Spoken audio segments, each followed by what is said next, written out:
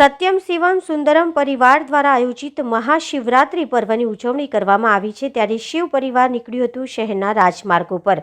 વડોદરા શહેરમાં ભવ્ય શિવજી કી સવારી યાત્રા યોજવામાં આવી હતી।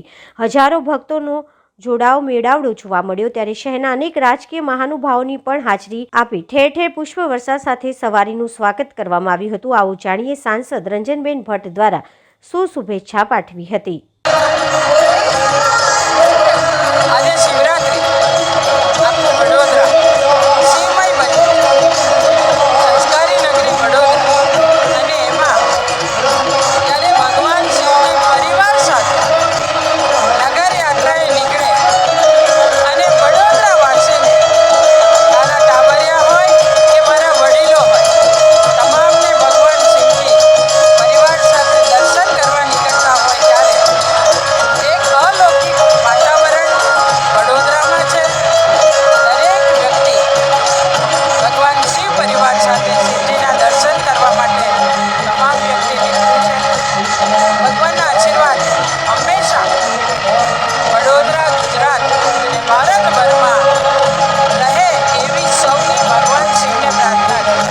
સાથે સાથે આજે મહિલા દિવસ પણ છે અને બહેનો પોતે ભગવાન શિવને પ્રાર્થના કરે છે કે વડાપ્રધાન નરેન્દ્રભાઈ મોદીજી જે રીતે બહેનોને, મહિલાઓને એક ઊંચાઈએ પહોંચાડવાનું કામ કર્યું છે, બહેનો પોતે સંકલ્પ કરી રહી છે આજે મહિલા દિને કે આદરણીય મોદીજીના વિકસિત ભારતના સંકલ્પમાં વડોદરાની બહેનો પણ એ જ સંકલ્પ સાથે મોદીજીનું વિકસિત ભારતના સંકલ્પમાં જોડાઈને ભારત વિકસિત બને એમાં બહેનોના સંકલ્પ મોદીજી સાથે આ ભાવ સાથે ફરીથી શિવજીને નમન, વંદન અને વડોદરાવાસીને ખૂબ ખૂબ અભિનંદન।